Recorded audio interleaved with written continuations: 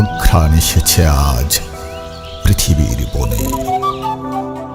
সেসবের ঢের আগে আমাদের দুজনের মনে হেমন্ত এসেছে তবু। বলল সে, ঘাসের উপরে সব বিছানো পাতার মুখে এই নিস্তব্ধতা কেমন যে সন্ধ্যার আবছা অন্ধকার ছড়িয়ে পড়েছে জলে। কিছুক্ষণ অঘ্রাণের অস্পষ্ট জগতে হাঁটলাম। চিল উড়ে চলে গেছে, কুয়াশার প্রান্তরের পথে দু একটা সজারুর আসা যাওয়া। উচ্ছল কলার ঝাড়ে উড়ে চুপে সন্ধ্যার বাতাসে লক্ষ্মী পেঁচা হিজলের ফাঁক দিয়ে বাবলার আধার গলিতে নেমে আসে।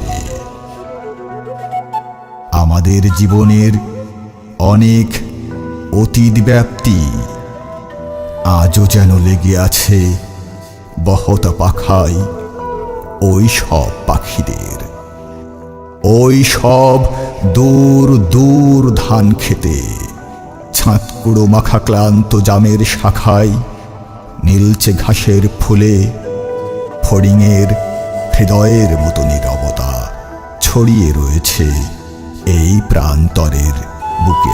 আজ হেঁটে চলি, আজ কোনো কথা নেই আর আমাদের।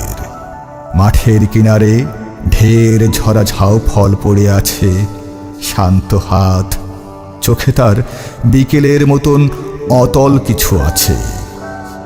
খড়খুটো উড়িয়ে এসে লেগে আছে শাড়ির ভিতরে, সহজে পাতার গুড়ি চুলে বেঁধে গিয়ে নড়ে চড়ে। পতঙ্গ পালক জল, চারিদিকে সূর্যের উজ্জ্বলতা নাশ। আলেয়ার মতো ওই ধানগুলো নড়ে শূন্যে, কিরকম অবাধ।